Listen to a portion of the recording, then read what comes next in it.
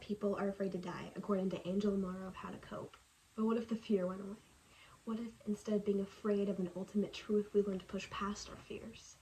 Instead of wasting our lives hiding from reality, we looked at our fears head on and accepted them for what they were worth, not worth our time. What we need to do as a society is to embrace the uncertainty of life.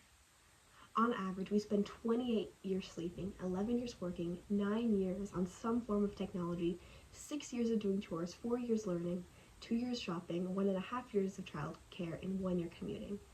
With a life expectancy of 76, this gives us 9 years of other activities, according to Kurt Snip of Bulletin News.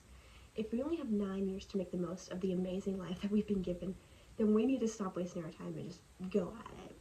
We shouldn't waste it just spending more time on our phones or just doing meaningless stuff. Or the biggest thing that's taking up our time is worrying and being anxious or scared of uncertainty. Because if we don't, we're gonna pour those 9 years down the drain and it's just not gonna be worth our time. According to psych.org, what leads people to these different tendencies, research by my colleagues and me suggests that one factor is what we call the long-term history of outcome. It seems that people who have had bad past experiences, such as being abused in childhood or feeling abandoned or not cared for, tend to be more pessimistic and respond more negatively to uncertain situations. By contrast, people who remember having a positive childhood tend to be more optimistic and respond more positively to uncertain situations. The research suggests that a person's long-term history can be temporarily counterbalanced by more recent events. For example, positive events might lead to a boost in optimism, but that one usually returns to the baseline level of optimism or pessimism. So if you feel this way, you might be the target audience for this speech, so I hope you listen. Additionally, according to health.org, while we may not acknowledge it, uncertainty is a natural and unavoidable part of life. Very little about our lives is constant or totally certain. And while we have control over many things, we can't control everything that happens to us. For a big example why this happens, like the coronavirus pandemic, demonstrated life can change really quickly and be very unpredictable. One day things may be fine, the next day suddenly become sick or lost your job or find yourself struggling to put food on the table or provide for your family. So that's where a big pool of people who are afraid of the uncertainty of life came from, is pandemics or other events that take place, maybe like a loss in their family, or even losing their job outside the coronavirus before, and that just kind of adds to it. So there's just a lot going on in our world right now that's uncertain and we don't know what to do. And that's really a natural feeling because we're all kind of terrified of the unknown, but it's not what happened, it's how to deal with it. And if you let it drag you down, that's not going to be worth your time at all.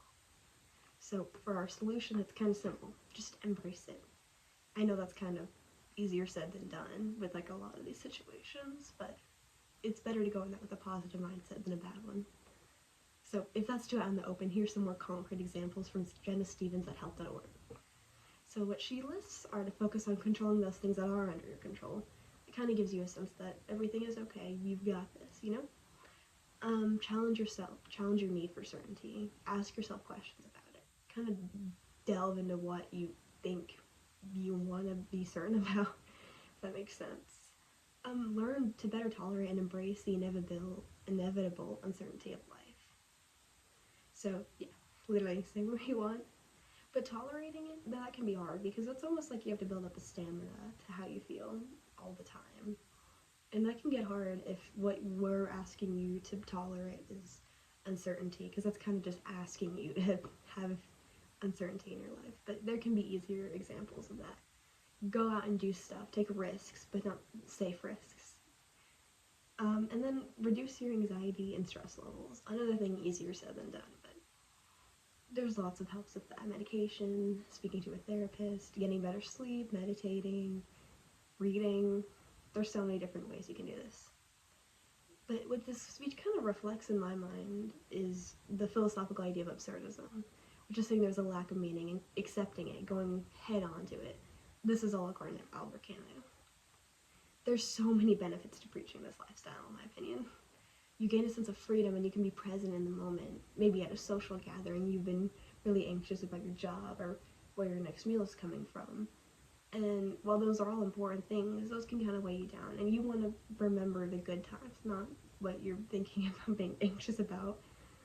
So whenever you're faced with that, just allow yourself to let go of those fears, and then you can be happier. And that's really important, I think. So you need to embrace the struggle. Can we famously argue that even though life is absurd, the human desire to seek meaning is valuable in itself? The struggle for meaning, even if futile, is part of what makes life worthwhile. When faced with uncertainty, absurdism teaches us the struggle itself, the willingness to face the unknown. It is what gives life its significance. This perspective can turn uncertainty from a source of fear into a source of motivation. So I think that's definitely a really important thing to hold on to. If we can take that fear and anxiety and use stuff with it, it works a lot better. In essence, absurdism doesn't promise comfort, but it offers a way to confront life's uncertainties with courage and acceptance, shifting your focus from searching for answers to creating meaning within the chaos, which is exactly what absurdism preaches. So you know what to do now. All that's left to do is for you to go out and act.